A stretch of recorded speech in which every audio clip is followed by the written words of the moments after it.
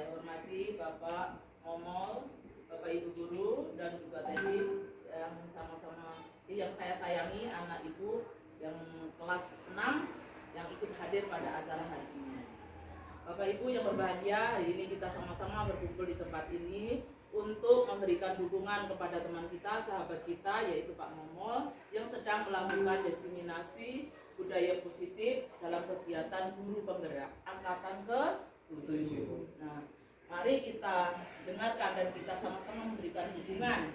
Mudah-mudahan apa yang dilakukan Pak Momol di acara ini bisa terlaksana dengan baik dan bisa berkesinambungan. Syukur-syukur sampai nanti ya, sampai tahun ajaran berikutnya itu terus bersambung. Dan harapan saya pengennya diseminasi ini berwujud. Nah, nanti wujudnya sebuah hasil karya apa yang bisa ditampilkan ataupun syukur-syukur bisa menjadi pusat belajar anak-anak ya, pusat belajar anak-anak, kemudian menambah wawasan kita semua dan Pak Momol bisa mengimbaskan kepada teman-teman semua. Nah, itu kemudian yang kedua, seandainya tidak berwujud berarti bisa berupa sebuah pembiasaan Pak Momol ya, berupa pembiasaan yang biasa dilakukan seperti apa ya, seperti tiap pagi yang Pak Momol lakukan itu untuk menjadi budaya positif juga untuk sekolah kita. Bapak Ibu, harapan saya teman-teman semua nanti bisa mengikuti jejak Pak Momol menjadi guru penggerak. Alhamdulillah sudah banyak yang mendaftar dan tadi saya lihat di Kecamatan Kebayoran Baru ada berapa ya, 25 melamar guru penggerak.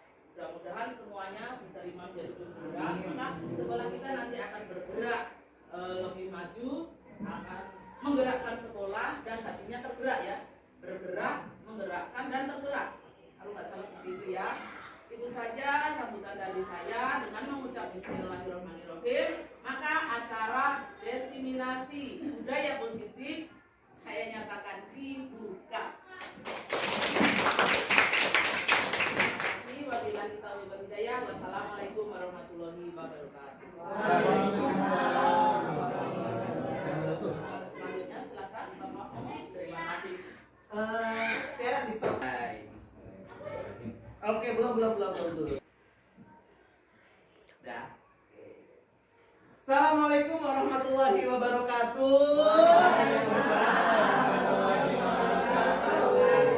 Yang terhormat Ibu kita, Ibu Kepala Sekolah SD Cipete Utara 15 pagi, Bu Sumira. Terima kasih Bu atas dukungannya untuk saya. Hari ini saya akan mencoba mendiseminasikan budaya positif kepada rekan-rekan sejawat saya sebagai bagian dari aksi nyata dari modul 1.4 terkait dengan budaya positif di program guru penggerak angkatan 7. Sekaligus saya juga mengucapkan salam hormat kepada Bapak Ibu guru semua yang luar biasa hebat dan semangat di sini. Terima kasih atas partisipasinya dan dukungannya. Semoga kita sama-sama nanti belajar, sama-sama sharing, dan bisa nanti kita mengimplementasikan hal-hal baik yang insya Allah saya akan sharing kepada Bapak Ibu semua sebagai aksi nyata saya setelah saya mengikuti program guru penggerak di modul 1. Ini adalah bagian dari aksi nyata saya kepada Bapak Ibu guru semua yang harus mendiseminasikan. Tapi sebelum memulai saya nanti minta cakapnya ya sedikit ya. Oke ya, karena saya mau ngasih pantun nih. Oke. Iya, nyontek dikit dulu. Oke. TV rusak, jangan dipukul. Nanti bisa jadi mati. Banget. Karena semua sudah berkumpul, maka saya akan memulai materi ini.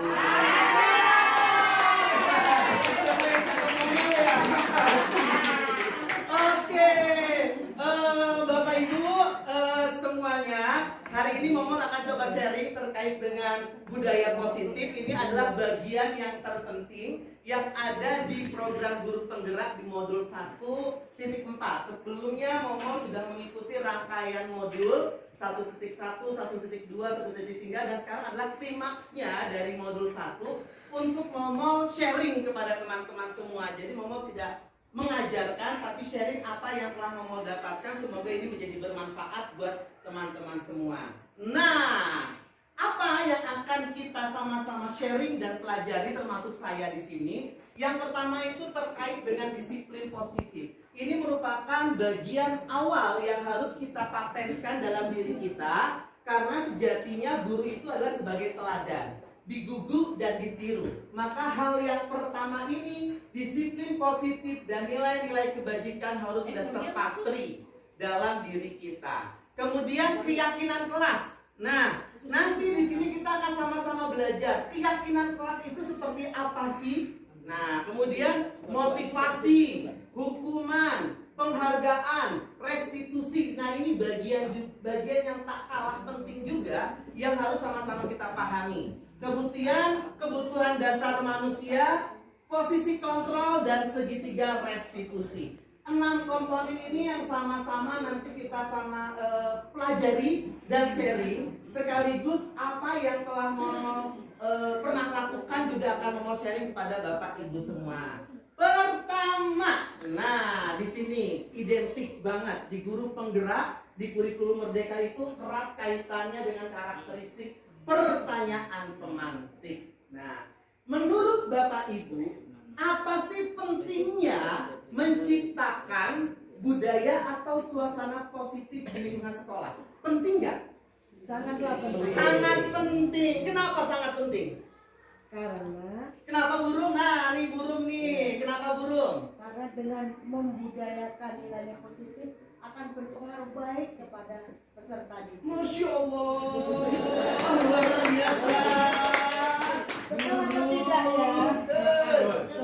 Betul burung. Menciptakan suasana positif pastinya akan berpengaruh. Kalau kita senyum-senyum kayak Bulia, pasti kan semuanya juga ikut senyum ya. Tadinya cemberut di rumah, karena Bulia senyum, akhirnya kita ikut-ikutan senyum. Ya kan? Itu kan juga pengaruh positif. Nah, sekarang teman-teman semua bawa handphone kan? Bawa handphone. Nah, coba dikeluarkan handphonenya. Momo akan share terkait dengan link apa ya? Link Menti. Coba teman-teman semuanya bisa untuk coba. Tunggu. Mentimeter, kemudian my presentation. Nanti tinggal klik saja, Momo akan kirim di grup sekolah.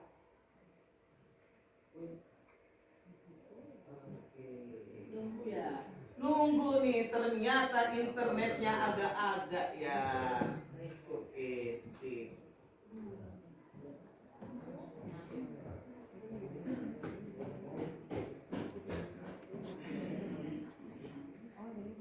Di stop dulu Tiara. Oh iya, Udah? Oke, mulai ya. Oke.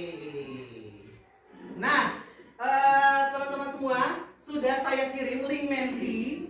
Ini sebagai bagian dari pertanyaan pemantik juga. Coba teman-teman bisa dijawab. Budaya positif apa saja yang Bapak Ibu lakukan di sekolah? Yang pernah Bapak Ibu lakukan di sekolah sehingga menciptakan suasana positif di lingkungan sekolah. Kebiasaan positif apa nih kira-kira yang pernah Bapak Ibu lakukan? Di situ ada 3 kolom, ketik aja. Ketik apa saja, satu kata di kolom tersebut, kemudian klik submit. Nah, itu aja caranya. Budaya positif apa saja yang Bapak Ibu lakukan di sekolah? Kalau sudah diklik, kemudian diketik, klik submitnya. Nanti kita akan lihat di sini nih. Oke? Belum ada yang muncul. Apakah masih kekenyangan? Ayo, apakah nunggu temennya? Kayaknya nunggu ya. Udah klik aja. Oke, kreatif, nyaman dan senang. Oke, salam, sapa, senyum, good. Ada lagi? Ini baru ada 6 jawaban. Oke, tadarus, masya Allah. Oke, lanjut. Membantu, hormat.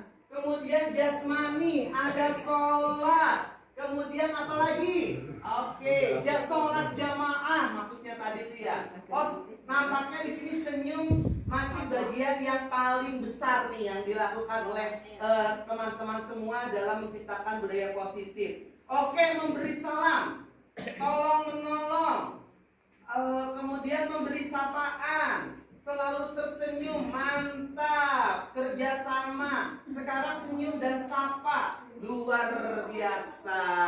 Oke, ini adalah hal-hal positif yang sudah teman-teman lakukan sampai saat ini. Apakah dengan hal ini akan menciptakan suasana positif di sekolah kita? Insya Allah ya. Pastinya, ya kan? Dengan senyum, orang melihat kita juga enak gitu. Daripada melihat orang lihat kita datang manyun, disunut, kan kayak gitu. Saya yakin Pak Pani juga ketemu sama Teh Nunung gara-garanya jatuh cinta karena senyuman.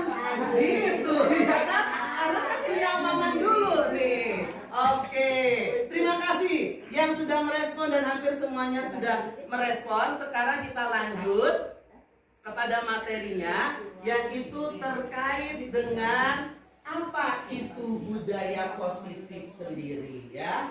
Jadi Bapak Ibu semua dan teman-teman, kenapa budaya positif ini harus selalu digaungkan bahkan dikembangkan? Yang pertama adalah kita harus meyakini bahwasanya budaya positif itu adalah nilai-nilai keyakinan dan kebiasaan-kebiasaan di sekolah yang berpihak pada siswa. Jadi apa sih kebiasaan sekolah yang berpihak kepada peserta didik, yang membuat peserta didik itu dapat berkembang tidak hanya dari sisi akademiknya, tapi lebih kepada budaya, lebih kepada kebiasaan, lebih kepada perilaku peserta didik kita semuanya, agar murid dapat berkembang menjadi, nah ini yang diharapkan, pribadi yang kritis, penuh hormat dan bertanggung jawab. Ini bagian 3 materi yang benar-benar 3 sikap yang harus dikembangkan menjadi bagian yang namanya adalah budaya positif. Jadi tugas kita, saya dan juga teman-teman semua di sini, yuk bagaimana mengembangkan budaya positif ini agar apa? Agar peserta didik kita berkembang. Karena tujuan kita tidak hanya memintarkan anak secara akademisi, tapi bagaimana yang paling sulit itu adalah mengembangkan karakter peserta didik kita. Itu sesuatu yang PR banget. Apalagi untuk anak sendiri. Untuk anak orang lain aja itu PR-nya luar biasa. Tapi kalau ingin mencetak anak pintar, gampang. Pulang dari sekolah, les-lesin aja. Pintar nggak itu anak? Insya Allah pintar. Apalagi kalau orang tuanya sudah mengeluarkan satu ancaman verbal. Dek, pokoknya nanti kalau tidak dapat nilai 75 di atas KKM, uang jajan dipotong. Mau nggak mau anak akhirnya apa? Berusaha untuk bagaimana dia mendapatkan hasil di atas KKM. Tapi nyaman nggak anak tersebut? Enggak. Nah, ini bagaimana PR kita semuanya mengembangkan budaya positif di sekolah. Nah, tadi teman-teman kita semua udah tahu nih budaya positif apa. Apakah sekolah kita sudah menerapkan budaya positif? Kita semua sudah mencoba. Nah, ini salah satunya yang sedang saya giatkan di sekolah saya, mulai untuk seluruh peserta didik kelas saya dari kelas 1 sampai kelas 6, dimuawali dengan ini ya kan, yang sudah kita lakukan, yaitu doa bersama, bernyanyi bersama, interaksi bersama. Ini adalah contoh-contoh budaya positif yang sudah makan saing untuk kita laksanakan setiap paginya sebelum memulai proses pembelajaran. Oke, assalamualaikum warahmatullahi wabarakatuh. Anak setiap pagi kita bersih, kita ajak berdoa bersama, nyanyi lagu kebangsaan sampai berliterasi. Ya kan? Nah, ini contohnya saya percepat. Di doa bersama mereka semua. Dipimpin, kita memperhatikan semuanya, kemudian nah, menyanyikan lagu-lagu wajib nasional Pancasila Daya. Lagu anak-anak yang saat ini kayaknya kurang menjadi bahan perhatian anak-anak semua. Bahkan banyak yang belum hafal. Ya, semoga dengan cara ini mereka bisa tahu dan paham ya. Lalu yang terakhir, nah ini gerakan penanaman moral kepada anak-anak. Kalian masih dikasih nikmat sama Allah untuk bisa bersejarah. Hari kita awali kegiatan. Oke, itu adalah contoh budaya positif. Semoga budaya positifnya kita terus giatkan sampai akhir nanti dapat menjadikan peserta didik kita menjadi peserta didik yang memang memiliki profil yang baik sesuai dengan harapan guru-guru kita, yaitu profil pelajar Pancasila. Nah, hal yang penting juga teman-teman semua, di dalam budaya positif kita harus kenal yang namanya dengan disiplin positif. Apa itu disiplin positif? Disiplin positif merupakan suatu cara penerapan disiplin tanpa kekerasan dan ancaman yang dalam prakteknya melibatkan komunitas tentang perilaku afektif antara guru dan murid. Contoh, kalau teman-teman saya kasih 2 contoh nih. Pilih pertama dan yang kedua. Ada anak masuk ke kelas pukul 7.00. Jam sekolah masuk jam 6.30. Guru sudah ada di kelas. Anak tiba-tiba datang. Kemudian gurunya, "Kenapa kamu kok terlambat? Kesiangan Bu, di luar." Itu menggunakan kekerasan tidak? Iya. Kekerasan. Apakah anak itu akan disiplin? Tidak. Tidak. Mungkin pada saat itu, iya. Tapi secara jangka panjang, belum tentu. Karena karakter anak dibentuk oleh kekerasan.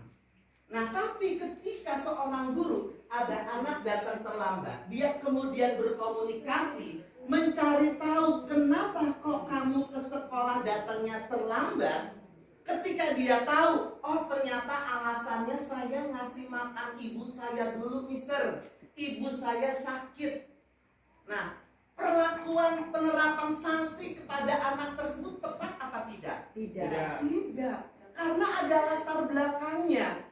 Contoh, Bapak Ibu saya yakin nih teman-teman semua pernah menyaksikan film-film dari Thailand, dari film-film Barat yang anak itu terlambat berminggu-minggu, gurunya menghukum, pukul tangan dan lain sebagainya. Namun ketika gurunya menyelidiki, ternyata dia sedang ngurus ibunya yang sedang sakit. Apa yang terjadi di situ? Gurunya pasti merasa berdosa, bersalah. Anak itu sudah punya masalah datang ke sekolah, maka jangan ditambahkan anak itu dengan masalah yang baru.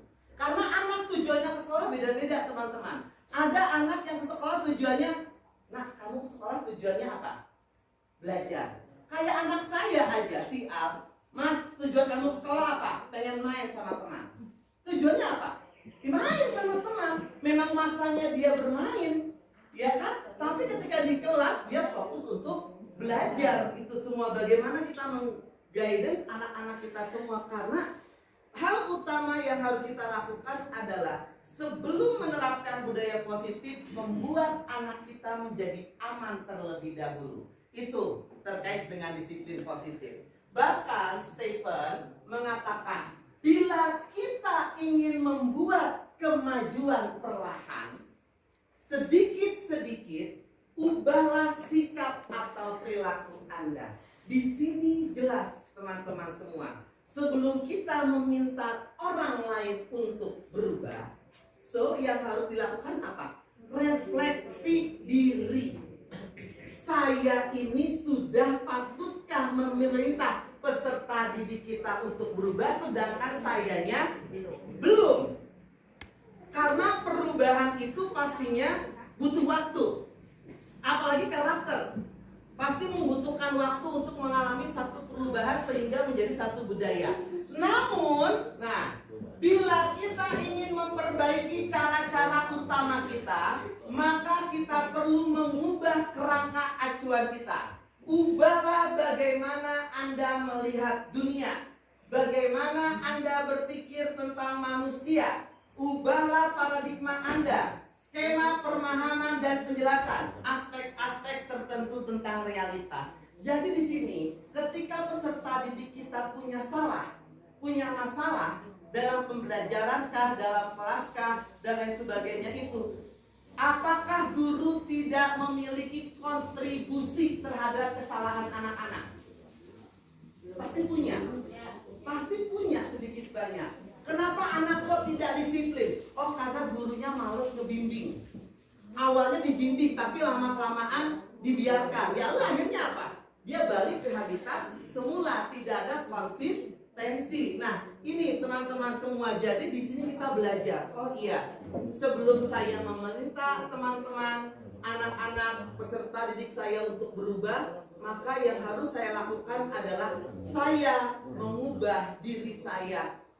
terlebih dahulu. Karena apa? Kita tauladan, kita contoh.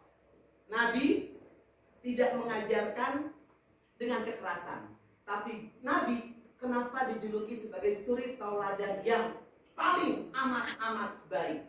Karena selalu memberikan contoh. Karena karakter, teman-teman, karakter tidak diajarkan, tapi karakter diberikan keteladanan, terus dibimbing, terus diarahkan. Tugas kita sebagai guru adalah penuntun. Seperti itu. Ini disiplin positif. Kemudian dari King Hajar Dewantara, ini terkenal banget. Jadi kita nggak perlu lari-lari ke dunia barat terkait dengan tokoh pendidikan. Karena Ki Hajar Dewantara punya slogan yang sudah kita pakai. Ingarso sung tulodo, ing madya mangun kaso, tuturi handayani. Di depan memberi contoh, kita memberi contoh. Di tengah memberi semangat, ayo nak semangat. Dan di belakang memberikan dorongan atau kekuatan. Itu tidak pernah dilepas. Artinya apa? Guru berada di peran yang sangat strategis. Depan, samping, tengah, belakang. Yang ada di tengah-tengah kita adalah peserta didik kita. Maka ketika kita berada di depan, berikan contoh. Anak ada di samping tengah-tengah kita, terus berikan semangat. Ketika anak bisa untuk tampil depan, berikan kekuatan. Kamu pasti bisa. Itu ya. Makna kata disiplin, nah ini jelas banget. Kalau tadi dari tokoh luar, sekarang saya mengutip dari Bapak pendidikan kita. Yang pertama, di mana ada kemerdekaan, disitulah ada disiplin yang kuat. Merdeka bukan berarti bebas. Indonesia merdeka kan teman-teman ya? Tapi punya aturan nggak? Ada. Ada undang-undang, ada Pancasila, ada pasal-pasal. Tapi ada disiplin yang kuat di dalamnya. Merdeka bukan berarti free. Kan seperti itu. Sungguh pun disiplin itu bersifat self-disiplin, yaitu kita sendiri yang mewajibkan dengan sekeras-kerasnya, tetapi itu sama saja dengan apa? Sebab jikalau kita tidak cakap melakukan self-disiplin, wajiblah penguasa lain mendisiplinkan diri kita. Dan peraturan demikian itulah harus ada dalam suasana yang merdeka. Sekarang kita sudah banyak menerapkan kurikulum merdeka. Semua terkait dengan merdeka-merdeka. Bukan berarti free, tetap ada self-disiplin. Di sini jelas banget. Ada kata-kata yang sangat membuat saya tertarik apa? Sebab jikalau kita tidak cakap melakukan self-disiplin, wajiblah penguasa lain mendisiplinkan diri kita. Kalau saya nggak sanggup untuk melakukan disiplin, maka penguasa lain dalam hal ini misalkan guru, pimpinan, Bu Sumira, wajib melakukan bimbingan, wajib melakukan arahan agar si momol ini disiplin. Mister, ngajarnya jangan pakai sendal. Aduh Bu, bertahan ya Bu ya. Besok aku nggak pakai sendal sebelah, satu pakai sepatu. Gak apa-apa. Kan kayak gitu. Yang penting ya bertahap. Ada perubahan toh? Ada. Kan kayak gitu. Iya kan? Nah, yang penting ada semuanya perlahan kan gitu. Ini kata-kata yang harus kita sama-sama pahami bersama. Pendidik sebagai pamong yang menuntun, memberikan arahan kepada anak. Sehingga anak tidak salah jalan dan tidak salah dalam melangkah dalam membahayakan dirinya. Guru sebagai pamong, memberikan penuntunan dan memberikan arahan. Membimbing dan mendidik anak hendaknya sesuai kodrat alam dan kodrat zaman. Jelas ada slogan yang kita sama-sama pahami. Didiklah anakmu sesuai dengan zamannya. Didiklah anakmu sesuai dengan apa yang dimilikinya. Ki Hajar Dewantara meyakini, bahkan kita juga harus meyakini bersama, setiap anak itu punya motif. Motif itu adalah potensi. Motif itu adalah bakat yang sudah ada pada dirinya, kemampuan yang ada pada dirinya. Nah, tugas guru adalah Yang tadinya motif itu masih samar, sekarang motif itu diperkuat, dipertegas. Dengan cara apa? Dituntun dan diberikan arahan dengan cara membimbing sesuai dengan zamannya. Kalau dulu zaman saya di SD, saya ingat banget Pak Ustadz saya almarhum. Itu kalau kita nggak ngerjain PR, ini cambang nggak pernah lepas, tarik aja, ya kan? Untungnya Ustadz kita di sekolah nggak kayak gitu ya Pak Ustadz Adam ya. Dulu tarik cambang, kaki di atas, hal yang lumrah. Saya ngadu ke orang tua, apa yang terjadi pada saya? Ditambahin. Nah kalau sekarang murid dihukum sama guru, lapor sama emaknya, siapa yang dihukum selanjutnya? Gurunya. Tahu-tahu ada laporan ke sana, bla bla bla dan lain sebagainya. Karena memang zamannya sudah berbeda. Itu semua Bapak Ibu semua, karena alam dan zaman pasti akan mengikuti.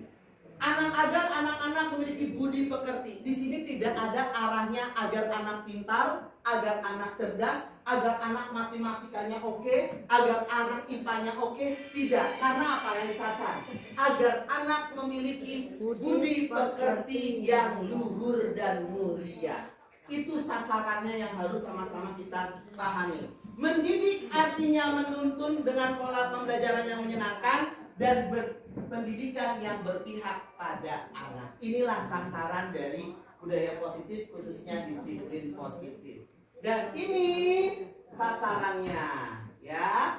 Dengan disiplin positif akan melahirkan nilai-nilai kebajikan. Di antaranya ini: beriman, bertakwa kepada Tuhan yang Maha Esa dan berakhlak mulia, berkebinekaan global, gotong royong, kreatif, kritis, dan mandiri. Apa enggak nih? Tahu nggak lagunya? Tahu ya? Tahu ya? Lagunya kayak lagu naik beca, ya kan? Yang saya mau tamasya berkeliling-keliling. Sekarang kita ganti. Pelajar Pancasila, beriman dan bertakwa pada Tuhan yang Esa dan berakhlak mulia, berkebinekaan global, gotong royong mandiri, kreatif dan bernalar kritis. Inilah salah satu nilai kebajikan dari sekian banyak nilai yang harus kita pahami bersama. Nah, apa yang menyebabkan seseorang itu melakukan satu tindakan? Pastinya ada motivasi. Kalau kita bicara tentang motivasi, pasti ada dorongan. Contoh, Jelia, ya kan? Kenapa Jelia akhirnya mau ikut guru penggerak? Dorongannya apa? Karena dari Dika, siapa? Karena dari Dika. Itu jatuhnya dorongan dari dalam atau dorongan dari luar? Dari luar. Saya cuma ngucapin kayak gini aja. Bu Lia silahkan, nggak ikut guru penggerak, yang lainnya ikut guru penggerak. Mungkin Bu Lia pengen 2 tahun lagi pensiun dini, langsung bergerak, buka laptop sama Miss Uli, klik daftar peserta, ya kan? Karena ada dorongan baik intrinsik maupun ekstrinsik. Saya yakin teman-teman juga melakukan segala macam tindakan karena ada dorongan. Saya pengen makan bakso yang ada di Pijaten karena ada dorongan, iya kan? Kenapa Bu Hani pengen makan di sana? Enak. Bu Hani bukannya jawabannya S-nya gede, kan gitu. Dorongannya, ya kan? Karena ada faktor yang mempengaruhi. Kenapa Pak Parmin datang ke sekolah selalu kurang dari jam 6? Karena ada dorongan. Karena kalau saya, nah, kenapa Pak Parmin pulang sekolah pas jam 3? Karena ada dorongan. Gitu. Iya kan? Gitu, karena ada dorongan. Semua motivasi perilaku manusia. Pertama, kita lihat menghindari ketidaknyamanan. Biasanya apa? Murid melakukan disiplin diri karena ia takut dihukum. Ada anak rajin, ada anak apa segala macam, karena dia takut. Biasa ada kan anak seperti itu. Aku makanya kan apa? Jangan gitu loh, nanti dimarahin sama Miss Ruli loh. Nah ya kan, jangan gitu loh, nanti dicubit sama Bu Gina. Kan nggak mungkin. Tapi ada nggak anak yang seperti itu? Takut sama gurunya melakukan segala sesuatu? Ada. Ada. Ini motivasi menghindari ketidaknyamanan karena takut dihukum. Besok harus masuk, karena kalau yang nggak masuk nanti dihukum sama Mr. Momol. Nah, anak datang ke sekolah karena takut. Takut apa? Dihukum. Hukum itu merupakan ketidaknyamanan yang akan dirasakan oleh anak. Mendapatkan imbalan. Nah, ini yang sering saya lakukan juga. Sebelum mengikuti program guru penggerak, ternyata memberikan banyak imbalan, tapi dalam jangka waktu yang sering dan lain sebagainya, itu tidak baik. Khusus jangka pendek, oke, memiliki efek. Tapi untuk jangka panjang, justru akan membiasakan pola anak yang berbeda. Justru di sini, menghargai nilai-nilai kebajikan sendiri, ini yang harus kita kembangkan. Karena apa? Munculnya dari diri sendiri. Kenapa saya belajar? Ya karena saya pengen jadi pinter. Bukan karena besok harus setor hafalan. Besok kalau nggak hafal nanti dimarahin bu guru. Itu adanya di sini. Tapi kalau anak menjawab, Dek, kenapa sih Dek kok jam 8, jam 9 masih belajar? Iya mah, karena aku pengen pintar. Itu kan intrinsik. Iya kan dari diri sendiri, bukan karena takut. Tapi banyak nggak anak yang kayak gitu? Jarang. Orang baca aja jarang. Ya kan? Saya nanya sama murid saya, semalam kamu baca nggak? Baca Mister, coba jawabnya apa? Baca apa ya buku bacaan apa yang kamu baca? SPM? Enggak. Bacanya baca WA. Coba. Baca apa? Baca WA. Benar gak itu anak? Benar. Karena pertanyaannya, semalam adakah yang kamu baca di rumah? Ada jawabannya. WA. Coba anak sekarang gitu ya kan, membangun kesadaran dirinya untuk memiliki nilai-nilai kewajiban sendiri itu masih perlu untuk dikembangkan. Apalagi anak-anak saat ini tantangannya luar biasa banget teman-teman semua. TikTok, YouTube, Instagram, ya nggak jauh-jauh kejadian yang lalu aja itu yang sangat mengagetkan kita semua yang terjadi di anak-anak, ya kan. Itu karena apa? Media sosial yang nggak terkontrol. Anak itu saat ini apa? Anak itu saat ini galau ketika dikatakan dirinya jomblo, bener kan? Aduh kok gue jomblo gitu. Anak kelas 6 sekarang. Bahkan tadi saya lagi ngajar, coba ada anak murid yang nanya ke gurunya. Real, bahkan tadi saya tanya lagi pas mau pulang, Mister, ciri-ciri cowok yang suka sama cewek tuh gimana sih? Coba. Anak sekarang seagresif itu melontarkan kata-kata atau pertanyaan yang sifatnya dulu kan kita tabu ya. Sekarang mau berani. Saya jawab aja, rambutnya jegrik. Udah. Lubang hidungnya pindah ke atas. Udah selesai. Udah. Sampai saya tadi mau pulang saya tanya lagi, beneran pengen tahu cowok suka sama cewek ciri-ciri gimana? Iya Mister pengen tahu. Coba. Itu anak saat ini keponya maksimal ya kan. Makanya perlu penanaman positif bagi diri anak. Karena apa teman-teman semua?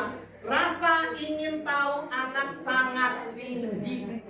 Kalau dia sampai tahu dari orang yang salah, udah salah, hancur. Maka guru punya peran strategis untuk menuntun dan memberikan arahan kepada anak terkait dengan informasi yang benar. Ini terkait dengan itu semua. Hukuman pasti menyakitkan, tidak nyaman, murid takut, maksa, ya.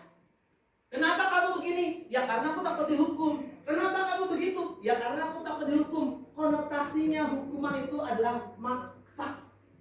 Murid akan menyembunyikan kesalahan. Bener nggak? Saya mengalami banget. Anak salah, kita tanya untuk dia bicara jujur langsung aja dia pasti nggak langsung. Pasti dia mencoba menutupi. Bahkan nggak hanya sekedar menutupi, dia memindahkan salahnya itu kepada temannya. Enggak, orang itu aja begitu, ya kan? Tuh. Kemudian murid menjadi rendah diri. Nah, rendah diri bukan sesuatu yang positif. Rendah diri itu akhirnya apa? Indikator orang yang rendah diri. Introvert jadinya, pemalu, nggak berani, percaya dirinya turun. Ya karena apa? Karena diberikan hukuman. Tapi kalau diberikan penghargaan, pertama, penghargaan juga bukan selalu yang sifatnya baik. Tapi penghargaan juga memiliki aspek tidak efektif untuk mengembangkan karakter anak. Merusak hubungan, mematikan kreativitas, menghukum dengan ranking. Makanya sekarang kan gak ada ranking-rankingan lagi. Ya kan? Merampas hak menghargai dirinya. Karena setiap anak itu udah berharga. Dia sudah jadi dirinya dan bintang di segala macam aspek yang dia lingkupi. Saya bisa jadi bintang ketika saya berada di kelompok A. Tapi ketika saya berada di kelompok B, belum tentu saya jadi bintang. Tapi bisa jadi si C yang jadi bintang. Saya bisa jadi bintang ketika saya berada di bidang mata pelajaran SBDP. Tapi ketika saya berada di PJOK, Pak Oji lah bintangnya. Siapa? Makanya Pak Oji selalu dipilih sama Karetno untuk menjadi wakil lomba O2SN. Kan begitu. Iya kan? Karena beda, kita bintangnya beda kan seperti itu. Ya kan, untuk urusan agama, Firoh lah bintangnya. Rawinya kece banget. Ya kan, merukyahnya jago banget. Nah, tuh anak SD udah bisa merukyah, jarang kan? Cuman Firoh orangnya. Gitu. Ya kan, jadi setiap orang tuh udah jadi bintang, udah ada bintangnya masing-masing. Nah, apa yang harus kita lakukan? Ini teman-teman semua, pendekatan terbaru yang bagi saya baru. Saya akhirnya ketika saya mengikuti program guru penggerak, muncul nih, apa itu restitusi? Ini merupakan satu pendekatan. Nah, kita nanti mulai coba nih. Mungkin teman-teman sekarang udah agak sedikit banyak nggak dengerin saya yang teriak kayak satpam, karena saya sudah mencoba mengontrol diri untuk menerapkan restitusi. Kecuali sama Lia sama Piro, itu dua murid saya yang memang harus dikecualikan. Oke, harus di-ospek.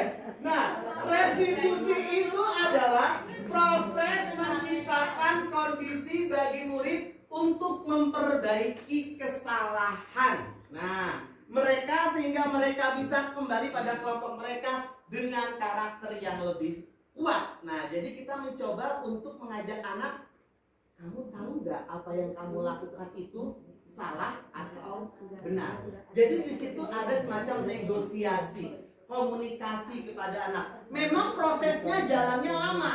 Karena tujuannya apa Bapak Ibu semua? Tujuannya adalah menghadirkan satu konsep win to win. Menang. Bukan menang dan kalah. Rata-rata yang kita terapkan adalah guru selalu menang, murid selalu kalah. Nah, di sini win to win. Menang. Jadi anak merasa dihargai, walaupun dia salah, dia sadar dia salah, sehingga besok dia menjadikan dirinya menjadi pribadi yang karakternya lebih baik lagi. Ciri-cirinya bukan menebus kesalahan, namun belajar dari kesalahan. Anak melakukan hal ini, dia tahu dia salah, bukan dikasih hukuman, tapi dia belajar dari kesalahan. Memperbaiki hubungan, tawaran, bukan paksaan. Oke, jadinya apa yang harus Mr. Momo lakukan ketika kamu melakukan kesalahan ini? Jadi kita berikan negosiasi di situ. Menuntun anak untuk melihat ke dalam diri, mencari kebutuhan dasar dan fokus pada karakter bukan tindakan. Karena kalau fokus pada tindakan, akhirnya tadi itu anak dihukum, dia disiplin karena anak disiplin karena takut hukuman. Tapi kalau fokusnya pada karakter, walaupun berkembangnya itu lama, tapi yakin yang namanya hati pasti akan berubah. Batu yang keras aja dikasih tetesan air terus menerus, jadinya apa kuliah? Logam. Bolong.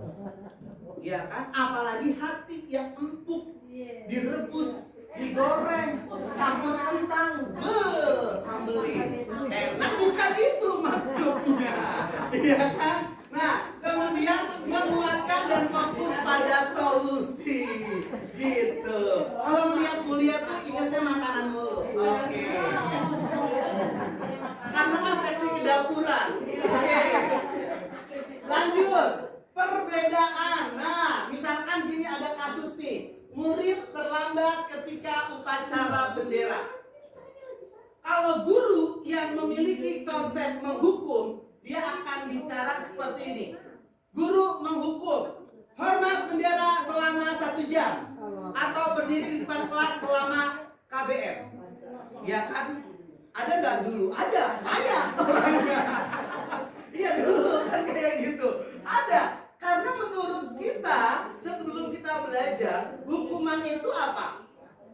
Wajar membuat anak itu seperti itu. Karena saya selalu mendapatkan hal itu dari SD sampai kuliah dapat itu. Apalagi kalau di rumah, bener nggak? Bener, kan seperti itu. Guru marah dan murid menjadi takut. Ada gurunya marah, muridnya ketawa? Ada. 1, 2. Itu anak yang agak-agak. Tapi coba, kebanyakan apa? Kalau guru marah, takut. Paling 1, 2 anak yang memang gak keketuk hatinya, ibu ngapain ibu marah? Gitu. Ya kan? Nah, gitu. Konsekuensi. Nah, kalau ada anak murid datang pada satu upacara terlambat, guru memberikan konsekuensi dengan cara apa? Guru memberikan konsekuensi, ya kamu selesai upacara nyanyiin lagu Indonesia Raya sendiri. Nah, di lapangan sekolah. Itu konsekuensi ketika dia datang terlambat. Guru tegas dan murid menghargai peraturan. Konsekuensi. Tapi kalau restitusi, Bapak Ibu semua di sini, guru menanyakan keyakinan kelas atau dirinya dan membuat murid menyelesaikan masalahnya. Murid menyelesaikan masalahnya. Nah, di sini guru berperan juga, ya kan? Guru terbuka perannya. Murid menghormati dirinya dan orang lain. Karena tujuannya apa? Murid sadar dengan kesalahannya.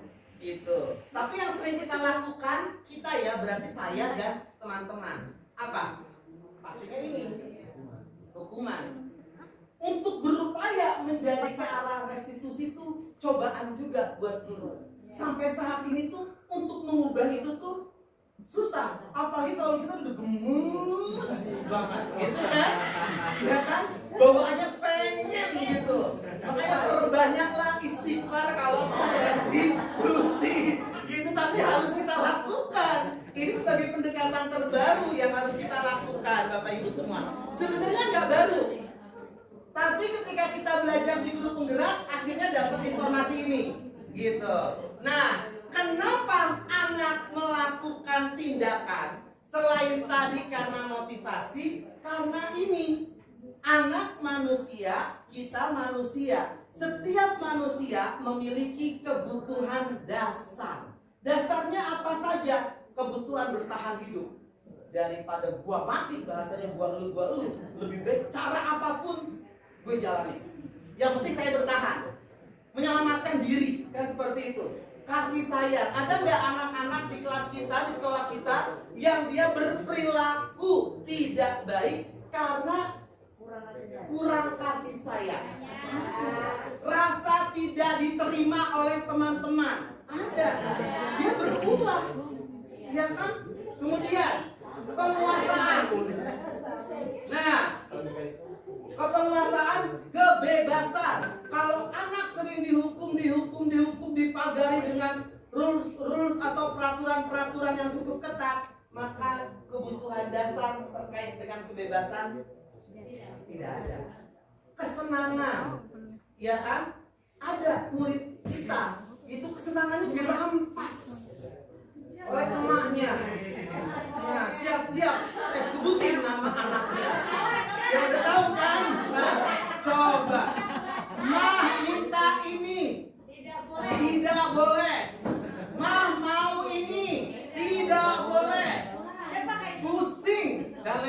sebagainya. Coba, kesenangan anak akhirnya hilang.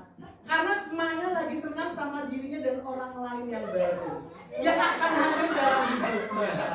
Coba, gitu, ya kan? Nah, itu akhirnya anak menjadi korban. Tapi akhirnya malam semalam berubah, anaknya diberi makanan enak. Karena apa? Sogokan. Harusnya anaknya mau ngediet. Tahu kan? Nah, gitu ini sehingga anak berperilaku sesuatu. Ini kebutuhan dasar yang harus dimiliki oleh anak. Kalau anak nggak tercukupi kebutuhan dasarnya, maka ya udah, perilaku menyimpanglah yang akan muncul. Itu duit aku diambil mister mama. Gitu.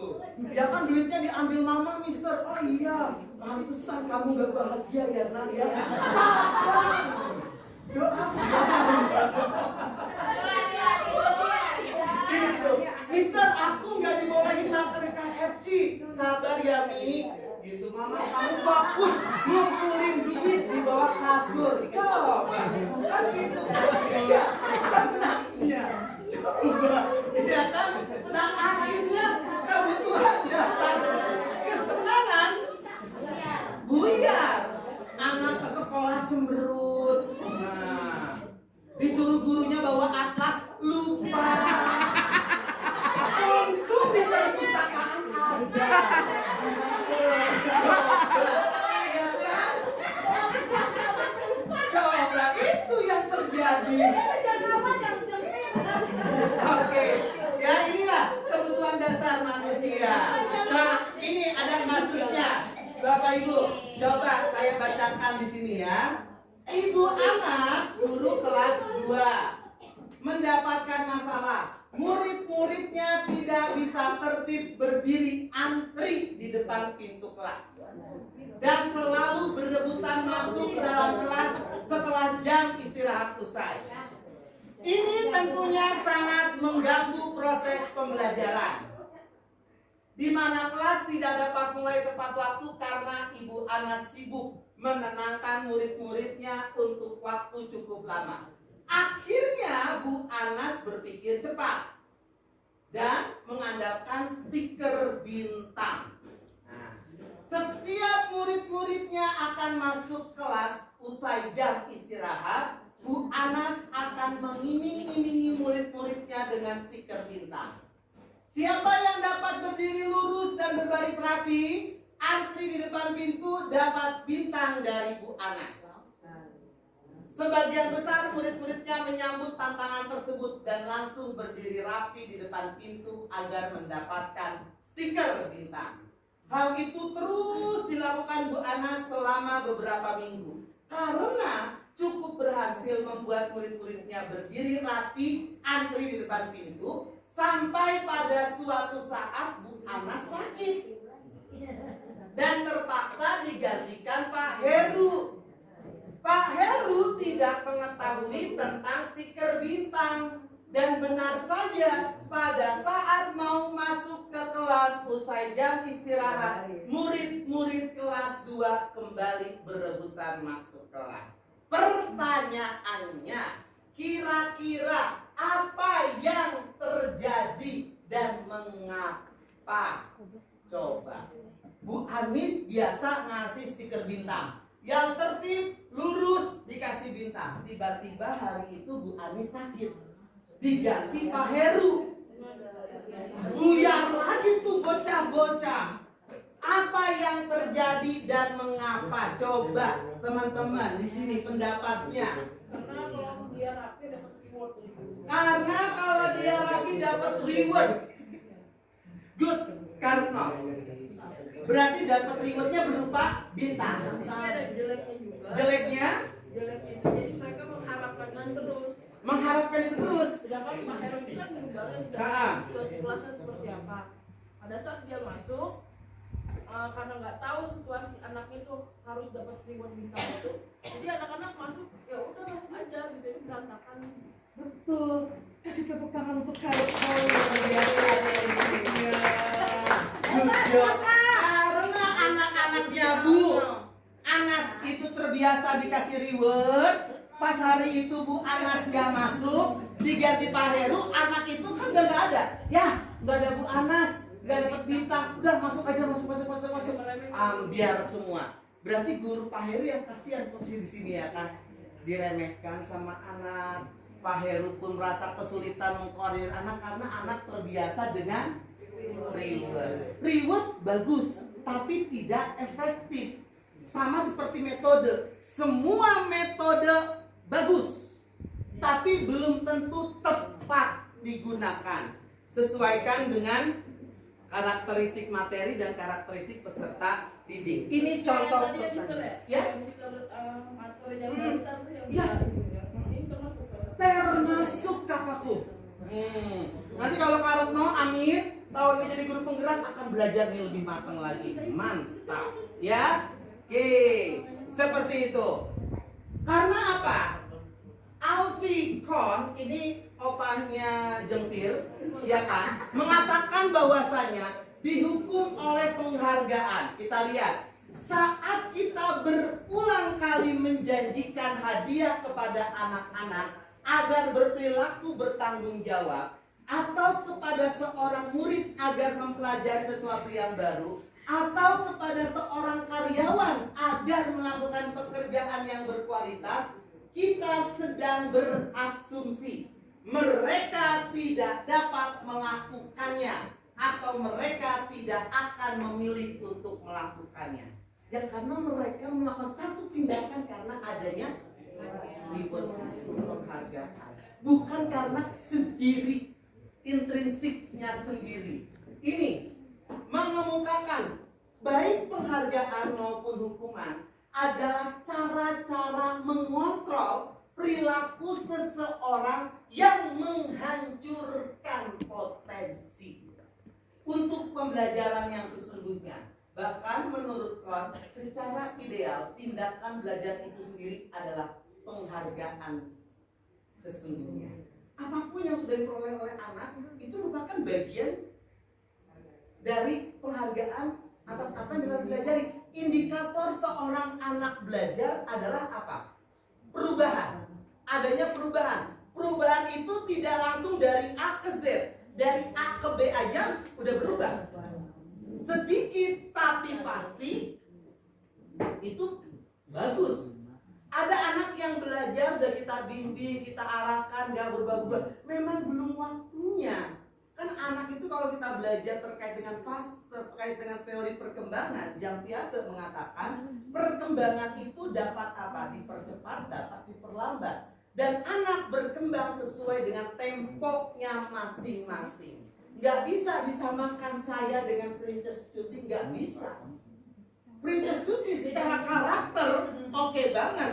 Tapi untuk mengubah Momol secara karakter yang sudah seperti ini susah. Butuh tuntunan, butuh arahan yang lebih. Kan seperti itu. Maka disinilah tantangan seorang guru bagaimana kita mengembangkan budaya positif kepada peserta didik anak. Nah ini jangka pendek dan jangka panjangnya. Penghargaan efektif jika kita menginginkan seseorang melakukan sesuatu yang kita inginkan dalam jangka waktu yang pendek. Contohnya Jeng Nova sama Mas Eko. Benar lagi. Ya kan? Nanti makan ya. Ya tapi jemput aku ya. Nah, ada target jangka pendeknya. Dijemput nanti penghargaannya gitu. Ya kan? Dalam pembelajaran banyak juga hal-hal yang seperti itu terjadi. Efektif kalau jangka waktunya pendek. Tapi kalau yang jangka waktunya panjang, penghargaan itu enggak efektif. Jika kita menggunakan penghargaan lagi dan lagi, maka orang tersebut akan bergantung pada penghargaan yang diberikan sehingga hilang motivasi dalam dirinya. Kayak tadi contohnya berjamu Anas, diganti Pak Heru, ambiar lagi semuanya. Justru disiplinnya karena bintang. Gitu. Oke. Jika kita mendapatkan penghargaan untuk melakukan sesuatu yang baik, maka selain kita senantiasa berharap mendapatkan penghargaan tersebut, kita pun menjadi tidak menyadari tindakan yang kita lakukan. Jadi kalau penghargaan terus diberikan dan lain sebagainya, kita nggak sadar yang kita lakukan itu benar atau salah. Ya udah akhirnya lost control semuanya. Itu yang lebih parah dibandingkan itu semuanya. Nah, sebagai guru apa tindakan mana yang akan kita lakukan menunjukkan kesalahannya dan meminta melihat kesalahan baik-baik? Mengatakan kamu seharusnya tahu bagaimana kamu seharusnya bertindak. Mengingatkan murid Anda akan kesalahannya yang sama di waktu sebelumnya. Bertanya padanya, kenapa kamu melakukan sesuatu yang seharusnya tidak kamu lakukan? Atau mengkritik dan mendiamkan. Nih dari 5 poin ini kira-kira teman-teman pilihnya yang mana nih? 1, 2, 3, 4, atau 5? 4? 4? 3? Kalau ada anak melakukan kesalahan, nunjukin kesalahannya dan memintanya melihat kesalahannya baik-baik. Yang kedua mengatakan, kamu tuh seharusnya tahu gimana harusnya kamu bertindak. Oke, mengingatkan murid Anda akan kesalahannya yang sama di waktu sebelumnya. Kalau ini, coba ingat. Kamu dulu pernah kayak gini nih. Ingat, dulu udah pernah kayak gini nih. Bisa nggak anak kayak gitu? Nah, ya kan? Bertanya padanya, kenapa kamu melakukan sesuatu yang seharusnya tidak kamu lakukan? Mengkritik dan mendiamkan. Mengkritik masih bisa membangun, tapi kalau sudah mendiamkan, nggak peduli sama sekali. Lebih baik dikritik apa didiamkan? Kita kalau didiemin kan juga nggak enak ya kan? Nah, gitu. Apalagi kalau sampai WA nggak dibalas, tunggu dari dia kan kayak gitu, kan enak banget rasanya. Kayak gitu, pusing banget rasanya. Nah, ini adalah hal-hal yang bisa kita lakukan dan yang tidak bisa kita lakukan. Nah, ada 5 teman-teman posisi kita dalam restitusi. Pertama, penghukum. Dulu sebelum saya mempelajari ini, saya mungkin cenderung orangnya adalah ini, penghukum. Karena nggak lepas dari hukum, ya kan? Anak yang ngerjain PR, salin, ya kan? Makanya masuk guru penggerak membuat saya menjadi insaf, insya Allah, ya Allah, amin. Ya kan?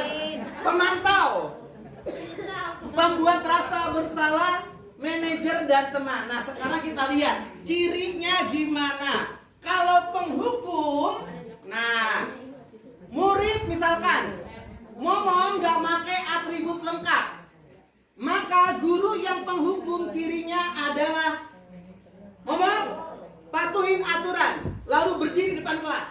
Nah, itu penghukum. Itu kamu sepatu kenapa warnanya pink, bukannya hitam? Ya kan? Diri di depan kelas, itu penghukum. Kalau pembuat rasa bersalah, berapa kali ibu harus memberitahu kamu, ibu kecewa nak sama kamu. Ini capek, perut ibu udah berbusa. Kamu bikin kesel aja, nah kan kayak gitu. Bikin gregetan aja. Ini membuat rasa bersalah. Ya kan? Coba kalau kelas gak ada kamu, semuanya tenang. Kamu masuk, ambiar semua. Tuh, kan kayak gitu. Kalau teman, ada anak salah. Terus gini, ayo yang tertib dong. Nah gitu, buat guru bangga ya.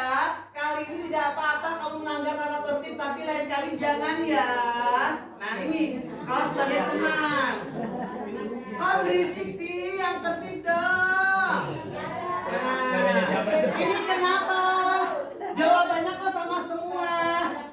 Sama Bu, karena sumbernya satu. Oke, kalau hari ini Ibu maafin, tapi besok jangan lagi ya. Nah, besok pulang lagi dengan cara yang baru. Murid itu lebih cerdik daripada guru, kan gitu. Pemantau, kamu sudah melanggar apa aturan dan konsekuensinya. Ini kalau pemantau, udah dikasih tuh aturan-aturan, sanksi dan lain sebagainya. Kalau pemantau, kamu sudah melanggar aturan ya. Sekarang apa konsekuensinya? Tapi kalau manajer, ini benar-benar menerapkan restitusi. Apakah kamu tahu kesalahanmu? Momol, tahu nggak kamu sekarang Bapak panggil kenapa? Disadarin dulu. Nggak tahu Pak. Coba lihat baju kamu lengkap nggak? sekarang lengkap Pak, kemarin kagak kan kayak gitu. Nah, kira-kira bagaimana kamu akan memperbaikinya? Itu Bapak Ibu kalau manajer. Nah, salah satu posisi kontrol yang harus dimiliki oleh kita semua, tadi kita sudah sama paham ya. Posisi kontrol itu banyak banget. Nah, sekarang saya akan menunjukkan ini salah satu posisi kontrol yang saya terapkan, yaitu posisi kontrol guru sebagai manajerial. Ini adalah contohnya.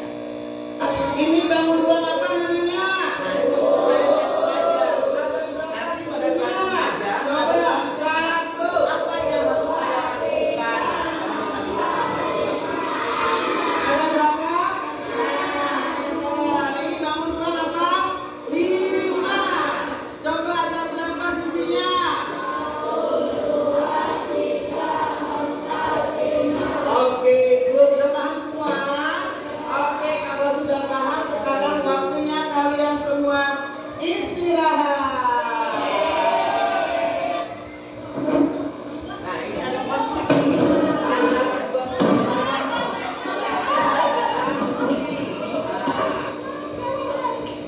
Terus ada yang melapor ke saya. Coba kamu sebutin sama Mister. Oke, Caca sama Uli kita dengar katanya tadi pas istirahat berantem, betul apa enggak? apa yang terjadi? Duluan nih. Ayo, kenapa berantem? Kalau saya cuma duduk aja doang, dia kan curhat. Kan lu kan tanya dia. Uli duduknya di mana? Di depan Caca. Terus Caca seperti apa?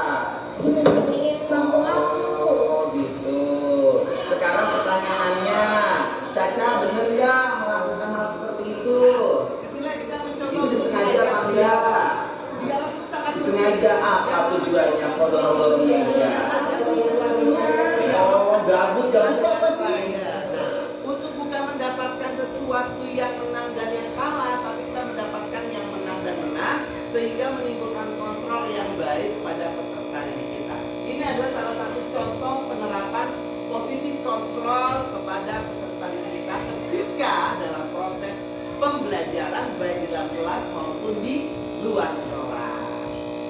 Nah, untuk dapat kita mendisiplinkan peserta didik kita, salah satu caranya seperti yang tadi sudah saya sampaikan, teman-teman semua, kita harus membuat keyakinan kelas. Ini adalah contoh keyakinan kelas yang sudah saya buat. Kita saksikan bersama-sama. Jadi harus ada satu syarat yang harus kita penuhi. Nah, hari ini Mr. Ngomong akan mengajak kalian semua. Kita mengajak anak-anak kita membuat keyakinan kelas bersama. Nah, Agar kita tahu nih, keyakinan yang kita buat ini bukan kita yang buat, tapi semua anak-anak kita pun terlibat dalam siapa keyakinan. saja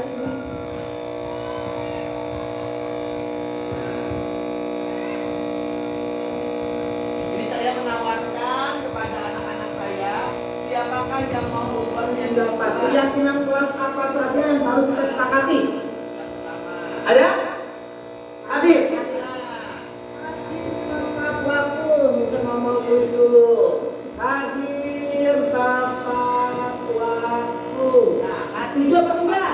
Setuju nggak nih? Kalau kita setuju juga, kalau semua jawab setuju kita tulis ya. Itu caranya. Apalagi Apalagi? Siapa yang bikin apa? Oke, Rehan.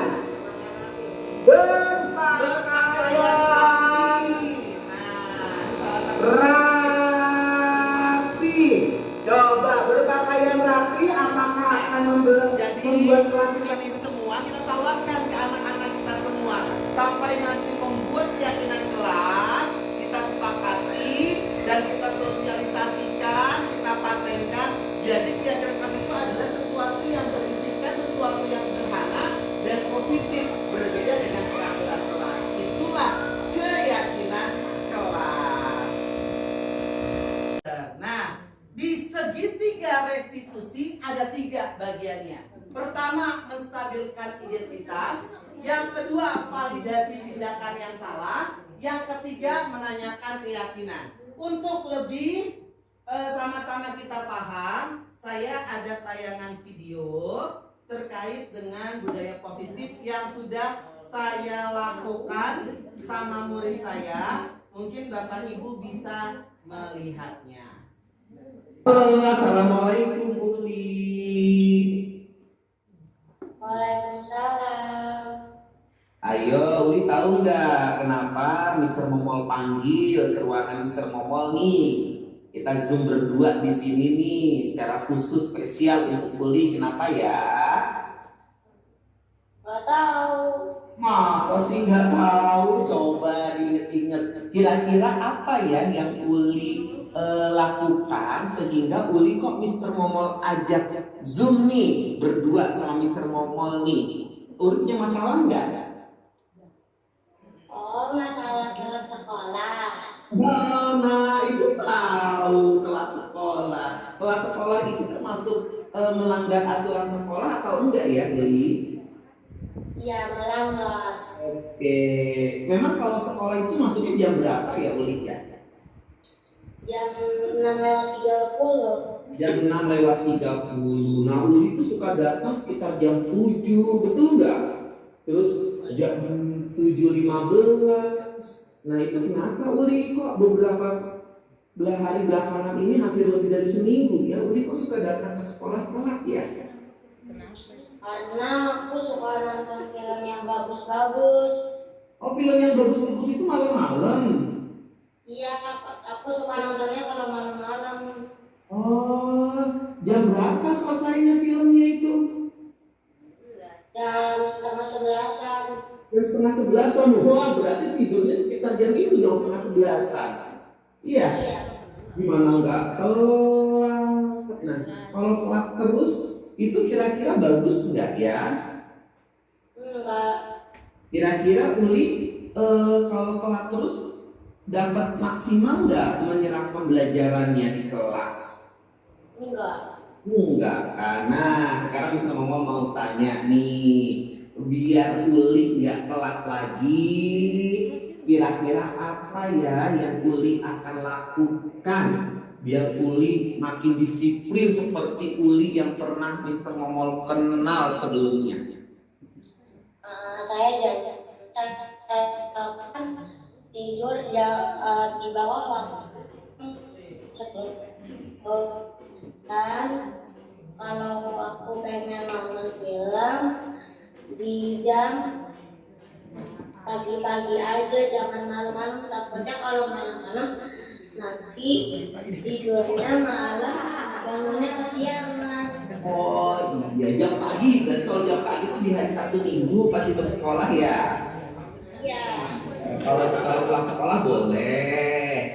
Malam juga bukan nggak boleh, tapi Uli harus tahu kapan belajar, kapan waktunya nonton film, kapan waktunya tidur, biar semuanya tetap berjalan dengan baik. Uli kan pinter, apalagi Uli selalu dapat nilai-nilai yang bagus. Makanya Mr. Momol panggil Uli ke sini biar Mr. Momol tahu nih kenapa ya kok Uli kok berubah gitu, datanya suka telat. Oh, ternyata Uli suka nonton film yang bagus-bagus di malam hari. Oke, jadi janji ya, tadi kesepakatannya sudah Uli ucapkan sendiri ya, bukan dari Mr. Momol ya. Uli akan bangun tepat waktu, kemudian Uli juga akan nonton nggak yang terlalu larut malam, sehingga besoknya Uli akan disiplin dalam menjalankan tugasnya sebagai peserta didik. Karena tahu nggak Uli, salah satu kunci kesuksesan itu apa? Disiplin. Karena disiplin, udah pinter, disiplin, wah insya Allah nanti jadi orang sukses. Oke Uli ya, siap ya? Berubah ya, lebih baik lagi ya. Iya. Baik, terima kasih Uli. Silahkan Uli bisa melanjutkan aktivitas Uli selanjutnya. Assalamualaikum. Oke, ini Momol pada saat ikut guru penggerak aslinya sedang berusaha menerapkan segitiga restitusi. Tapi dari sini kelihatan nggak Bapak Ibu? Ini Uli datangnya telat mulu. Ada nggak kalimat-kalimat menghukum Momol sebagai guru kepada Uli? Enggak. Tapi bagaimana cara kita sebagai guru membangun agar anak sadar terhadap kesalahannya? Jangan kita, Uli, kamu dipanggil sama Mr. Momol karena kamu telat, enggak, tapi Uli tahu nggak, kamu kenapa dipanggil sama Mr. Momol? Apa ya yang membuat kamu dipanggil? Nah, biar anak atau bapak ibu sadar dengan kesalahannya. Ini saya tadi sudah mencoba dan sedang mencoba melakukan segitiga restitusi. Dan teman-teman nanti calon guru penggerak angkatan 910 akan melaksanakannya juga. Contoh-contohnya seperti itu tadi, ya kan? Ya insya Allah ya, semoga kita menjadi guru yang lebih baik lagi. Apa contohnya dan bagaimana caranya? Misalkan menstabilkan identitas, langkah yang pertama, ajukan aja pertanyaannya. Membuat kesalahan sesuatu yang wajar. Oke Uli, memang terlambat. Mr. Momo juga pernah kok terlambat dan sebagainya. Itu sesuatu yang wajar. Tapi kalau segala sesuatu yang wajar itu selalu berulang, nah maka akan menjadi sesuatu yang tidak baik. Kita bisa memperbaiki masalah ini. Jadi menstabilkan identitas. Validasi. Kamu bisa saja bertindak lebih gegabah lagi dari ini. Ya kan, kamu bukan melakukannya tanpa sesuatu alasan tertentu. Mungkin kamu bisa mempelajari suatu perilaku baru yang lebih efektif. Bersediakah kamu mempelajarinya? Ini validasi tindakan. Dan yang terakhir yaitu ajukan pertanyaannya terkait dengan menanyakan keyakinan. Apa yang kita yakini? Nah, kamu ingin menjadi orang seperti apa? Jadi biar anak yang menjawab itu semuanya. Nanti kita menuntun, kita mengarahkan kepada anak-anak semua. Maka ada beberapa hal yang perlu kita lakukan ketika kita menerapkan segitiga restitusi. Pertama, perilaku yang salah perlu dikaitkan dengan nilai-nilai atau keyakinan-keyakinan. Dua, kesediaan orang yang melakukan kesalahan untuk memperbaiki masalah. Karena anak itu harus terbuka dulu. Kalau anak tertutup dan dia masih tetap kekeh dengan kesalahannya, itu susah. Maka kita perlu yang namanya pengembangan dan pembinaan agar anak itu memiliki kesediaan, keterbukaan untuk memperbaiki masalahnya. Kemudian pemecahan masalah sebisa mungkin relevan. Ada hubungannya. Perlu adanya suatu usaha, dan ini perlu didedikasikan waktu dari pihak yang berbuat kesalahan. Tanyakan kapan akan mulai diberlakukan. Kayak yang tadi contohnya dalam video. Kira-kira Uli janji, tadi sudah Uli ucapkan dia janji kapan mau dilakukannya. Mulai besok. Biar anak memahami kesadaran terhadap kesalahan yang dia lakukan. Seperti itu teman-teman semuanya. Di sini restitusi tidak menyarankan guru bicara ke murid bahwa melanggar aturan adalah sikap yang baik. Bukan. Tapi dalam restitusi guru harus memahami alasannya. Bahwa setiap orang pasti akan melakukan yang terbaik di waktu tertentu. Itu teman-teman semua. Sebuah pelanggaran aturan seringkali memenuhi kebutuhan anak akan penguasaan power, walaupun seringkali bertabrakan dengan kebutuhan yang lain, yaitu kebutuhan akan kasih sayang dan rasa diterima, love and belonging. Kalau kita tolak anak yang sedang berbuat salah, dia akan tetap menjadi bagian dari masalah. Namun, bila kita memahami alasannya melakukan sesuatu, maka dia akan merasa dipahami. Jadi anak tuh pada dasarnya, kebutuhan dasarnya rata-rata di sekolah kita tuh apa? Bapak Ibu semua, rasa kasih sayang ya, rasa diterima ya, yang kayaknya anak-anak tidak dapatkan, sehingga muncul permasalahan-permasalahan yang ada di sekolah kita ini. Kalau anak-anak di sekolah kita seperti itu. Nah, keyakinan kelas beda dengan peraturan kelas. Kalau keyakinan kelas itu sifatnya masih abstrak, masih umum, masih universal. Kemudian dibuat dalam bentuk positif. Jadi kalau keyakinan kelas itu, nih contohnya, setiap anggota kelas perlu belajar, setiap anggota kelas perlu senang, setiap anggota kelas perlu melakukan tugas. Jadi ini keyakinan-keyakinan yang sifatnya masih umum, masih abstrak, masih universal. Nah, berbeda dengan peraturan kelas yang sama-sama kita pahami, dan terakhir thank you.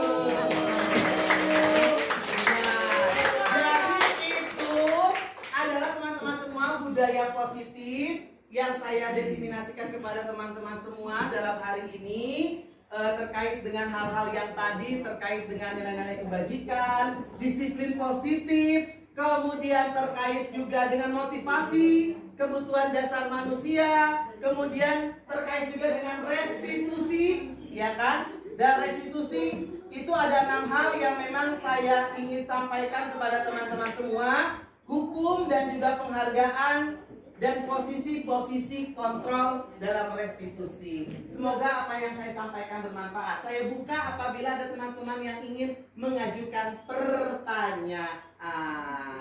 Monggo dipersilahkan.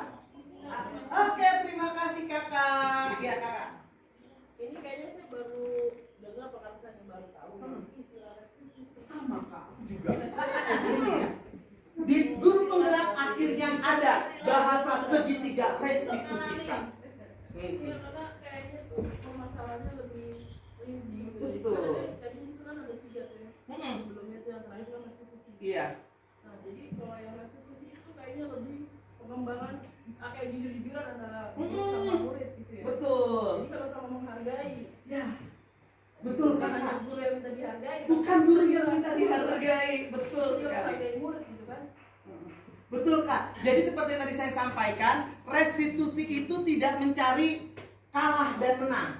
Terkadang posisi murid selalu kalah ketika dia berbuat salah. Guru selalu menang karena sudah berhasil memberikan hukuman pada anak. Tapi restitusi, guru menang untuk bisa mengubah anak sadar terkait dengan kesalahannya. Murid menang karena dia sadar terhadap kesalahan yang dia lakukan. Itu makanya perlu komunikasi, sharing dan lain sebagainya. Pasti gemesnya makin meningkat, iya kan? Kesabarannya pasti makin meningkat. Tapi itu adalah tugas kita sebagai guru. Dan Momon juga kak baru mendapatkan materi restitusi ini di guru penggerak. Dan kakak sudah melakukan langkah yang tepat ikut CGP Angkatan 9. Aku doakan semoga lolos. Amin. Terus itu boleh ya, kalau misalnya dengan BK ya. itu ternyata kan selama ini guru suka kasih reward karena guru terdekat itu kan sangat amat tidak baik ya. Tidak baik tidak, tapi tidak efektif.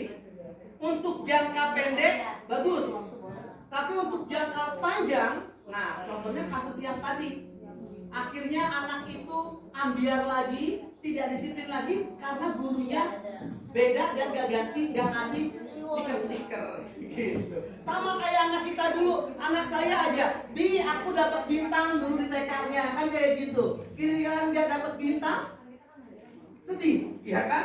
Nah, gitu. Jadi ada rasa. Akhirnya muncul apa Bapak Ibu ketika anak, ini juga pengalaman. Anak ketika main ngumpulin banyak-banyak bintang, akhirnya terbangun apa? Jiwa kompetisi. Sedangkan yang harus dibangun apa? Kolaborasi. Kalau kompetisi, ya memang ada ajalnya untuk perlombaan. Tapi kalau dalam kelas, bangunlah karakter kolaborasi seperti yang saya sampaikan, karena setiap anak sudah menjadi bintangnya. Mungkin Karetno sebagai guru olahraga menyatakan bahwasanya Sidik adalah bintangnya pada saat PJOK. Tapi kalau saya sebagai guru kelas, pada saat mengajarkan matematika, Sidik itu masih membutuhkan bimbingan yang teramat sangat. Tapi ketika di lapangan main bola, oh oke banget. Nah itu, jadi memang anak itu unik, anak itu berbeda. Jadi sekarang bagaimana kita melakukan reward kepada anak untuk anak lebih bisa menghargai dirinya sendiri atas apa yang sudah dia lakukan. Gitu kakak. Satu hal teman-teman saya pengen sharing. Ketika saya belajar hypnoteaching, mengikut pelatihan, ketika saya dulu keterima PNS di sekolah, saya kan latar belakangnya tidak berada di guru sekolah dasar. Yang saya ampu adalah mahasiswa-mahasiswa. Ketika saya masuk kepada anak sekolah dasar, saya cuma dikasih pesan sama dosen saya, mau coba deh belajar ke pengantin Ali, di sana ada pelatihan hypnoteaching. Aku belajar ke sana.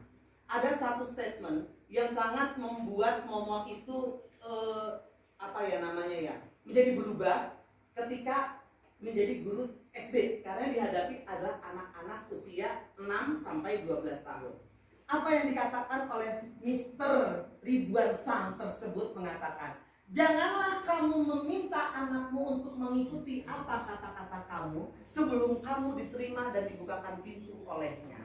Maka yang harus kamu lakukan adalah berusahalah kamu masuk dan diterima oleh peserta didikmu. Ketika peserta didikmu merasa nyaman dengan kehadiran dirimu, peganglah tangannya, genggamlah tangannya, bawalah mereka sesuai dengan arah yang kamu tuju. Itu menuntun dan juga memberikan arahan dan memberikan bimbingan. Maka tugas kita sebagai guru, ya kita kenali dulu siapakah peserta didik kita, sehingga adjustment anak bodoh, anak nggak bisa apa-apa, akhirnya tidak ada. Yang ada adalah bagaimana kita menghargai. Saya sampai saat ini itu masih menjadi PR buat saya sampai saat ini, karena nggak akan pernah ada selesainya PR tersebut selama kita menjadi guru gitu. Bahkan ketika menjadi orang tua pun itu juga masih menjadi PR. Orang-orang tua saya ini anaknya udah usia seperti ini aja masih menganggap anak, dan dia masih terus membimbing mal gitu. Apalagi nanti kita sudah jadi orang tua yang anaknya udah gede, maka PR itu nggak akan habis-habisnya sampai nanti ditutup oleh tanah. PR-nya baru lagi bertemu sama malaikat munkar nakir, menjawab pertanyaan. Gak usah bawa kamus bahasa Arab, ya kan, karena nggak akan keluar di sana. Ya, silakan, Bu. Oke. Selama ini kita sudah membimbing anak-anak literasi, pembiasaan pagi ya. Yang saya lihat selama ini sudah berjalan tertib. Amin. Sekali-sekali biar tidak terjadi apa yang dialami Pak Heru. Coba di rolling. Besok jangan mister yang di lapangan. Ya. Yang email misalnya besok Pak Amin, Pak Igun gitu. Nah, anak-anak pengen ngetes ya. Anak-anak sudah apa? Tertibnya itu karena mister apa karena kesadaran diri gitu loh. Oke. Siap menerima challenge dari Ibu? Siap. Berarti minggu depan ya Bu kita jadwal ya. Oke. Saya yakin Insya Allah. Ya, Insya Allah anak-anak kita semuanya oke, siapapun yang ada di depan ya. Insya Allah bismillah. Oke, terima kasih. Ada lagi Bapak Ibu? Cukup? Oke, terima kasih Bapak Ibu semuanya. Saya mengucapkan terima kasih banyak untuk partisipasinya hari ini, khususnya buat ibu kepala sekolah yang sudah mendukung saya dan juga teman-teman semua selaku rekan sejawat yang sudah mendukung Momol. Kita sama-sama saling mendoakan.